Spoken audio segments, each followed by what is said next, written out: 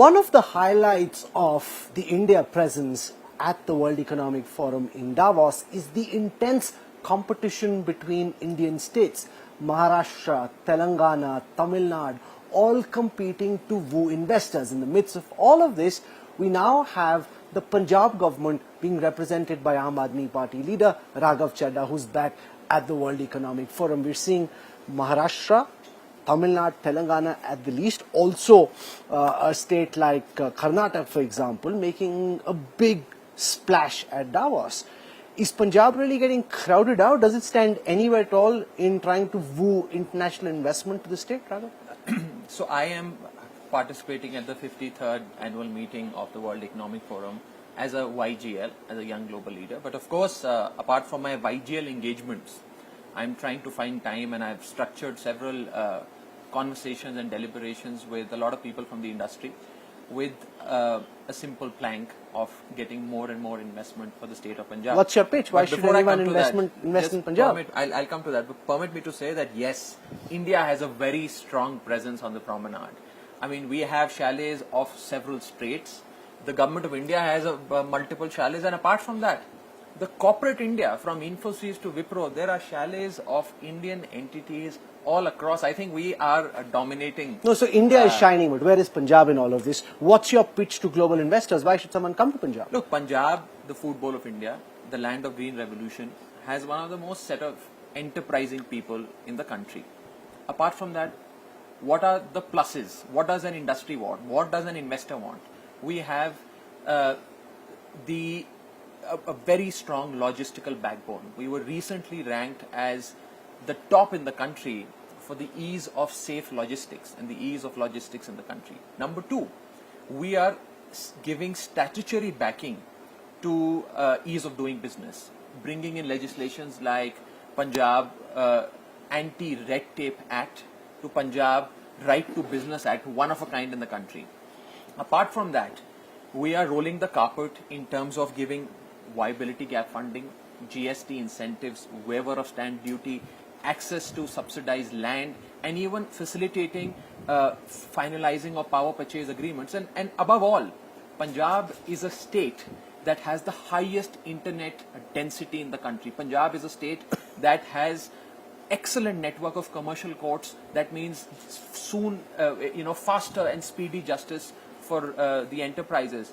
And I think we are a set of individuals, and since you hail from the state, with a lot of dedication, service, as well as commitment. So I think all these things put together, Punjab has a great sort of showcase and a lot of pluses. But Punjab used to have a strong industrial corridor. Places like Ludhiana, Jalandhar, most of that now is in the past tense. A lot of that industry there struggling, and other places coming in, out muscling places like Jalandhar and Ludhiana. Look, Punjab is a state that has seen a lot of industry grow over the past few decades. In fact, if we were to rewind back to the 1980s, the dark days of Punjab, even at that point in time, PepsiCo in the year 1989 started its potato chips plant in Sangrur with a huge investment, which is still going strong.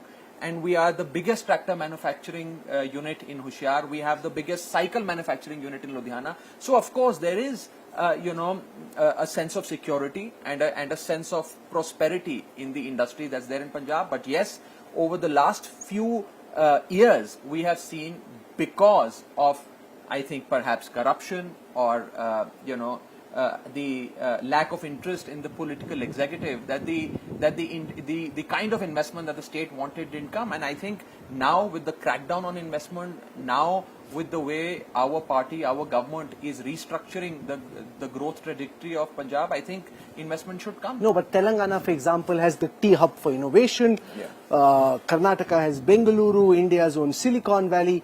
What is Punjab's pitch? What do you have? So every state is different, right? Punjab, to my mind, the sectors in which the state of Punjab should focus on is agro and fruit processing, it's mobility and logistics, it's real estate, it's travel and tourism. I think these are the core sectors in which Punjab should focus and is rightly focusing. it would be unfair for Punjab to be compared with a Telangana or a Karnataka, because every state has its own dynamics and its own kind of pluses and minuses. So I think agro and food processing, and a lot of my meetings during the week are structured around that theme.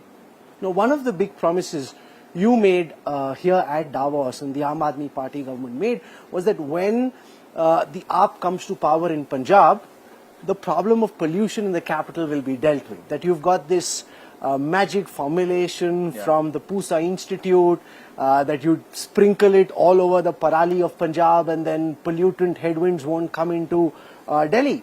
You've now been in power, this was your promise, and pollution is only marginally down but still very, very severe. Why have you failed to live up to your promise? It was our promise, it is still our promise. We've been in government for barely a few months. When this problem of stubble burning arose, we got into office in the month of Feb and March. In October, the stubble burning season No, but you didn't tell that to the voters. You said vote us to power, we'll fix it in a jiffy. We'll fix it. We have a tenure for 5 years, we will most certainly fix it. But when we got into office, we were grappling with issues with high severity, right? Law and order situation, grappling issue of high debt, low growth and high inflation in the state. So I think we've inherited a legacy that our predecessors have left behind.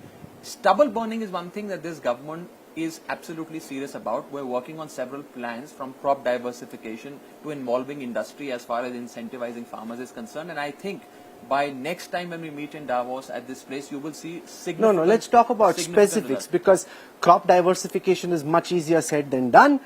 Incentives to industry so far haven't seen any substantial results in terms of industry wanting to use that parali. What are you going to do? Since you said next Davos you'll fix the problem, what will you do between this Davos and next Davos to actually move towards moving the needle on pollution? I'll explain to you.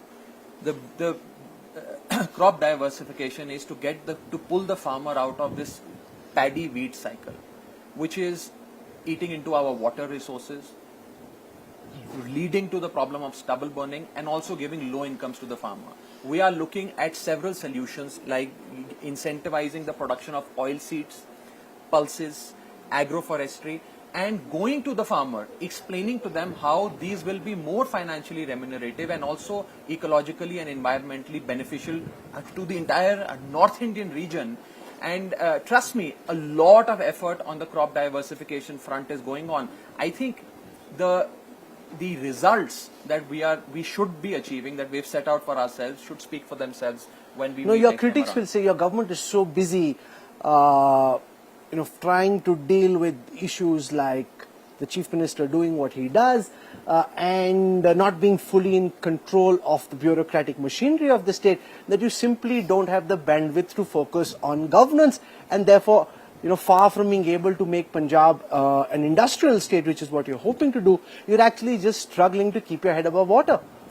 First of all, these are political allegations. I don't think... No, I said your critics would say this. Yeah, I started by saying these are political critics who very often make these allegations against us and vis-a-vis the Honorable Chief Minister of Punjab. I think he's very much in command. And I think the Punjab government consists of absolutely upright, competent individuals with the right political intention and the right political will. And very soon you will see the results. Now, stubble burning, as you mentioned, was an issue in which a lot needs to be done. A lot hasn't been done.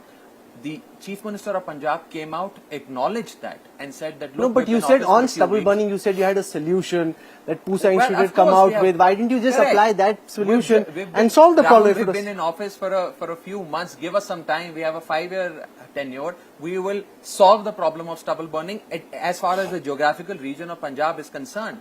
And trust me, the political intention and the will is there. I've already spoken about crop diversification. And above that, over and above that, we are actively engaging with industry to find solutions for the stubble burning problem, how this stubble can be used to generate biomass, to generate ethanol, to generate fuel, to generate energy, and how the government can incentivize the industry to come and invest heavily in this and also incentivize the farmer in return. The Home Ministry has been red flagging the threat of radicalism amongst the youth in Punjab, that this is a border state.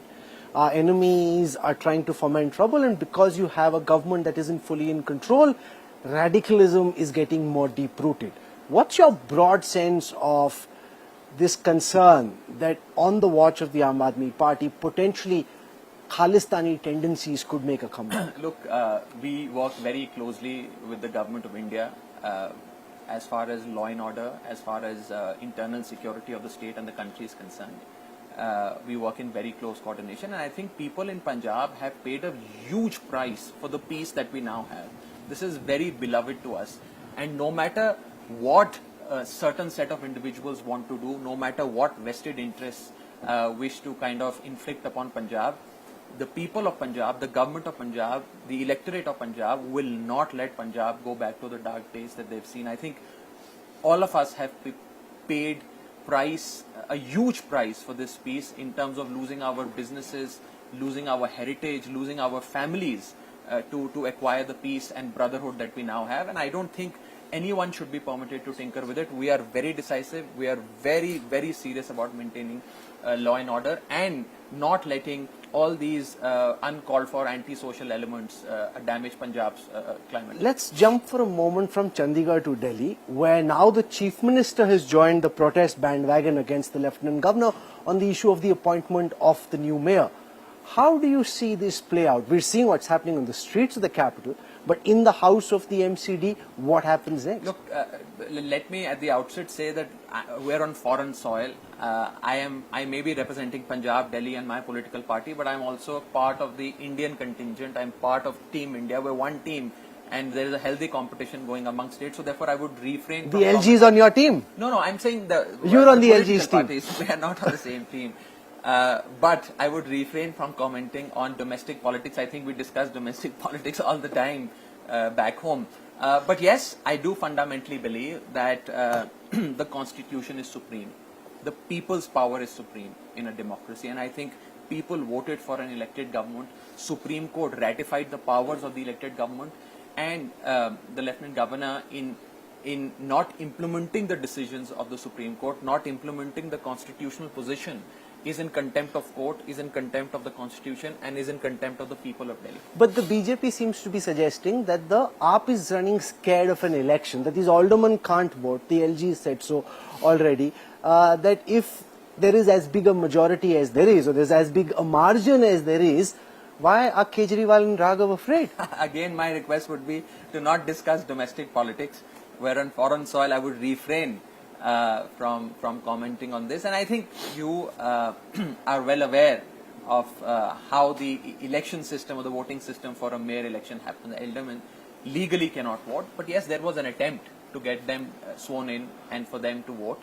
There were also attempts of delaying the election. There were also favorable delimitation practices that were undertaken. There were also, a strategic way of scheduling elections so that both Gujarat and Delhi MCDs happen at the same time. So in order to divide the resources of certain political parties. Having said that, I think people have spoken. They voted for the Aam Aadmi Party, and the Aam Aadmi Party should rightfully have its own mayor. You are the one, Raghav, who is making the maximum noise about Arvind Kejriwal and the Aam Aadmi Party being the prime contender against the BJP and Prime Minister Modi in the 2024 elections. After the Gujarat results came out, we've seen the AAP and you go quiet on that. Has Gujarat come as a bit of a rude awakening in terms of your actual position versus your assumed position?